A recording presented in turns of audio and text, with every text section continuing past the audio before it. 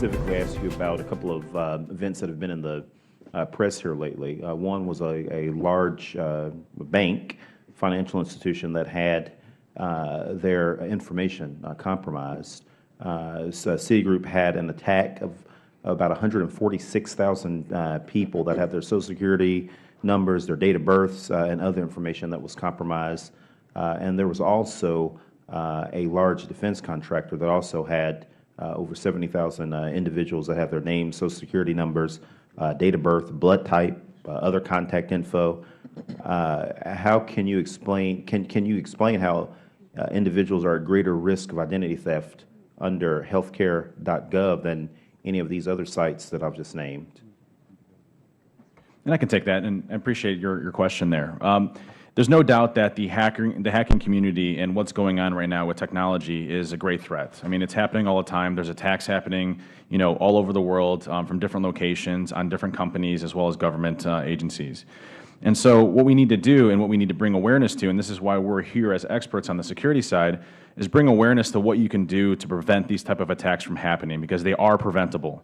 You can do secure coding. You can do things that prevent hackers from breaking in. You can stop them in the very early stages of an actual attack.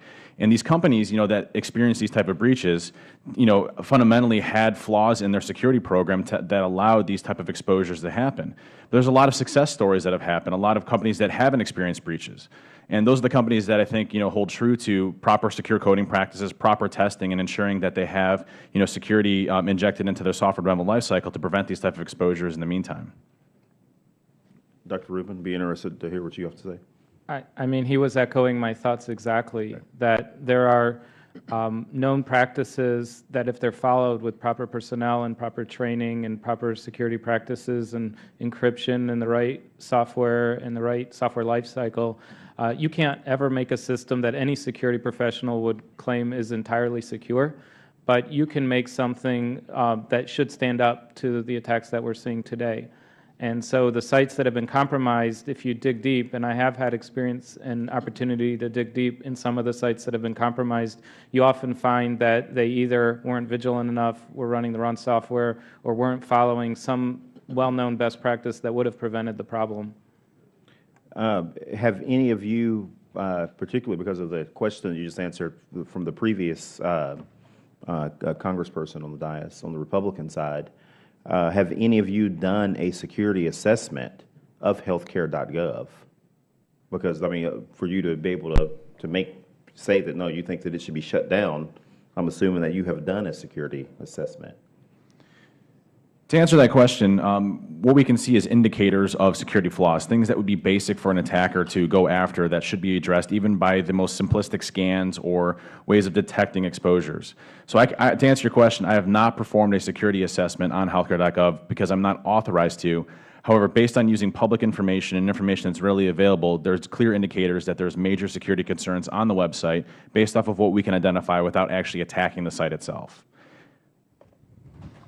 I would like for everybody to answer that one. Yeah, and what he's getting at too, it's the example I was talking about when the original denial of service attacks happened. They didn't happen right away. They built up till they got critical mass over a period of 6 months. The Chinese People's Liberation Army, the Mandiant Report, Advanced Persistent Threat 1, did this for years. You will not see the massive attack in the first 30 to 60 days, but what you have is the precursors, the indicators, and in a sense warnings, is that all the conditions are there, the vulnerabilities are there, the lack of an end-to-end security test is there, which will create the condition in the future, just like a forest fire. You've got the conditions there for, it's a recipe for disaster at some point in the future if it's not remediated.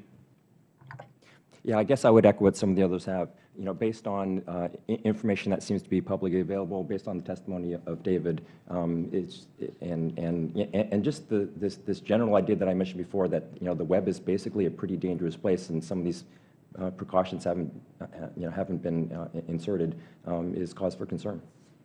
I think that the attacks that have been published so far and that I've seen have all been ones that are easily fixable, and the ones that have been around for a little while have been fixed.